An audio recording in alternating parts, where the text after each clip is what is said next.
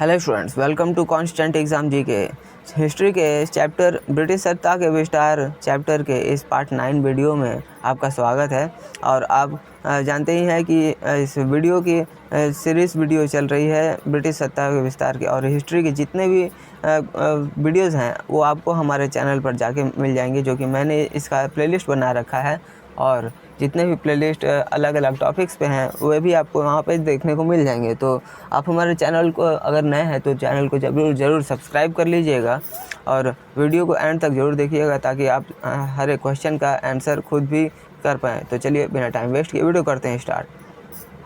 पहला क्वेश्चन, राज्य अपहरण नीति के बारे में निम्नलिखित में से कौन सा एक सही है? ऑप्शन डी, इसने भारतीय राज्य का सम्मेलन अनिवार्य बना दिया यदि उत्तराधिकारी को गोद लिया जाना ब्रिटिश प्राधिकारी द्वारा अनुमोदित न हुआ हो तब। नेक्स्ट, भारत में ब्रिटिश भू राजस्व प्रणाली का निम्नलिखित में से किसने अधिक लाभ प्राप्त किया है? ऑप्शन सी, जमींदार। 1793 में लॉर्ड कॉर्नवालिस ने बंगाल, बिहार, उड़ीसा, यूपी के बनारस प्रखंड तथा उत्तरी कर्नाटक में लागू किया था। और इस कानून की इस व्यवस्था के अंतर्गत ब्रिटिश भारत के कुल क्षेत्रफल का लगभग 19% ही भाग सम्मिलित था। और इस व्यवस्था के अंतर्गत जमींदारों को भूमि का स्थायी मालिक बना दिया गया था। नेक्स्ट क्वेश्चन, भारत में सबसे पहला सूती वस्त्र किस शहर में स्थापित किया गया था? Right answer option B, Bambai में। Bambai is the right answer. Bharat की पहली सूती मिल बम्बई में स्थापित हुई थी और बम्बई की स्थापना होने वाली पहली सूत mill Bombay spinning and weaving company थी। इसकी स्थापना 7 जुलाई 1853 को हुई थी और कावसजी नाना भाई दावर ने और इसके सहयोगियों ने ताई देव ने इसका निर्माण किया था। नेक्स्ट, भारत में अंग्रेजों की लूट किस महत्वपूर्ण घटना के बाद शुरू हुई थी? Right answer option A, Plassey के युद्ध के बाद। 1756 में बंगाल के राजा ने इस प्रकार के आक्रमण का जब विरोध किया और अंग्रेजों के दुर्ग फोर्ट विलियम पर हमला करके उस पर कब्जा किया, तो 1 साल बाद रॉबर्ट क्लाइव ने प्लासी के युद्ध में बंगाल को हराकर उस पर कब्जा कर लिया और एक नवाब को दूसरे से लड़ाकर लूट शुरू कर दी। ब्रिटिश काल में भारत में निम्नलिखित में से किस भू राजस्व व्यवस्था को नहीं अपनाया गया? ऑप्शन डी, दहसाला व्यवस्था। रैयतवाड़ी व्यवस्था में किसानों को मालिकाना हक दिया गया था। इस व्यवस्था में ब्रिटिश सरकार ने किसानों को सीधे कर वसूल किया, इसलिए इस भू राजस्व प्रणाली में मध्यस्थ के लिए कोई प्रावधान नहीं था। रैयतवाड़ी व्यवस्था 1820 में थॉमस मुनरो द्वारा शुरू की गई थी। नेक्स्ट, अंग्रेजों द्वारा बनाई गई भू राजस्व व्यवस्था की निम्न प्रणालियों में से कौन सी कृषकों के हितों को अधिक सुरक्षा प्रदान करती थी? ऑप्शन बी, मद्रास प्रांत के रैयतवाड़ी भू व्यवस्था। नेक्स्ट, ब्रिटिश सरकार ने भारत में स्थायी बंदोबस्त कब लागू किया?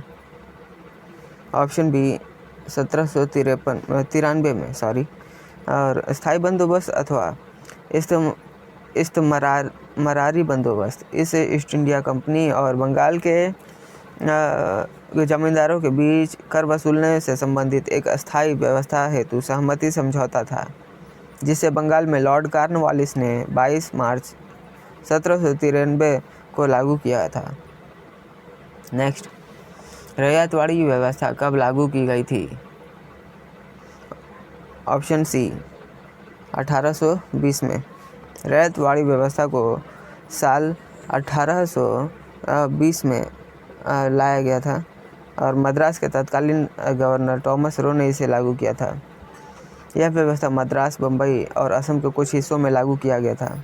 इस व्यवस्था के तहत किसानों को जमीन का मालिकाना हक दिया गया था और किसानों को सीधे कंपनी को भू राजस्व देना होता था। इस व्यवस्था में भू राजस्व का निर्धारण जमीन के क्षेत्रफल के आधार पर किया जाता था। भारत में प्रथम रेल लाइन निम्नलिखित में से किसने बिछाई थी? Option C George Clark. 16 अप्रैल 1853 को बॉम्बे की बोरीबंदर स्टेशन और ठाणे के बीच चलने वाली देश की पहली यात्री रेल लॉर्ड डलहौजी द्वारा समर्पित की गई थी।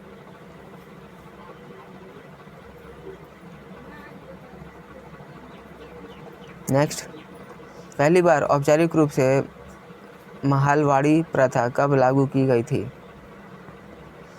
ऑप्शन डी 1822 में। 1822 में होल्ट मैकेंजी इस व्यवस्था को होल्ट मैकेंजी ने शुरू किया था और यह व्यवस्था बंगाल प्रेसिडेंसी के उत्तर पश्चिमी प्रांतों में लागू हुई थी, जिनमें से ज़्यादातर हिस्सा अब उत्तर प्रदेश में है। साल 1833 में लॉर्ड विलियम बेंटिंग के कार्यकाल में इसकी समीक्षा की गई थी और इसे उत्तर प्रदेश, पंजाब, मध्य प्रदेश में औपचारिक रूप से लागू किया गया था। इस व्यवस्था के तहत हर गांव को राजस्व देना होता था। अंग्रेजी शासनकाल में भारत का कौन सा क्षेत्र अफीम उत्पादन के लिए प्रसिद्ध था? Option A Bihar. नेक्स्ट, 18वीं सदी में बंगाल में वस्त्र उद्योग के पतन के लिए उत्तरदायी कौन था? ऑप्शन सी ब्रिटिश को निर्यात करने वाले माल पर उच्च हटकर। जी हाँ, option C is the right answer. Next, नील कृषकों की दुर्दशा पर लिखी गई पुस्तक नील दर्पण के लेखक कौन है? ऑप्शन बी दीनबंधु मित्र। नील दर्पण का एक प्रसिद्ध नाटक है जिसके रचयिता दीनबंधु मित्र हैं। इसकी रचना 1858-59 में हुई थी और नील दर्पण में इसका उल्लेख किया गया है कि इस नाटक में बंगाल में नील की खेती करने वाले अंग्रेज़ों द्वारा शोषण, भारतीय किसानों के ऊपर अमानवीय अत्याचार के बारे में उल्लेख किया गया है। भारत में भारतीयों द्वारा 1881 में स्थापित हुए तथा उनके प्रबंध में चलने वाला समिति देयता का प्रथम बैंक था। Option B Awadh commercial bank. Next, अंग्रेज़ों द्वारा रैयतवाड़ी बंदोबस्त लागू किया गया था। Right answer option D Madras और बम्बई प्रेसिडेंसी में। सन 1820 में मद्रास के तत्कालीन गवर्नर थॉमस रो ने रैयतवाड़ी व्यवस्था आरंभ की थी और यह व्यवस्था मद्रास, बम्बई और असम के कुछ भागों में लागू की गई थी और रैयतवाड़ी व्यवस्था के तहत लगभग 51% भूमि आई थी और इसमें रैयत और किसानों को भूमि का मालिकाना हक प्रदान किया गया था। तो स्टूडेंट्स, ये थे आज के हमारे पार्ट 9 वीडियो जो कि ब्रिटिश सत्ता के विस्तार चैप्टर से लिया गया है और आशा करता हूँ आप सभी ने इन सारे क्वेश्चंस का सही अटेम्प्ट किया है। आप लोगों को अगर वीडियो पसंद आई हो तो आप हमारे चैनल को ज़रूर सब्सक्राइब करिए ताकि आपको इसी तरह के वैल्यूएबल वीडियोज़ आपको मिलते रहें। और वीडियो पसंद आई हो तो इसे अधिक से अधिक उन लोगों को जरूर शेयर करिए जो कॉम्पिटिटिव एग्जाम्स की तैयारी करते हैं ताकि उन्हें भी इन सारे क्वेश्चंस का हेल्प मिले। तो मिलते हैं नेक्स्ट वीडियो में, तब तक के लिए कीप वॉचिंग, कीप प्रिपेयरिंग।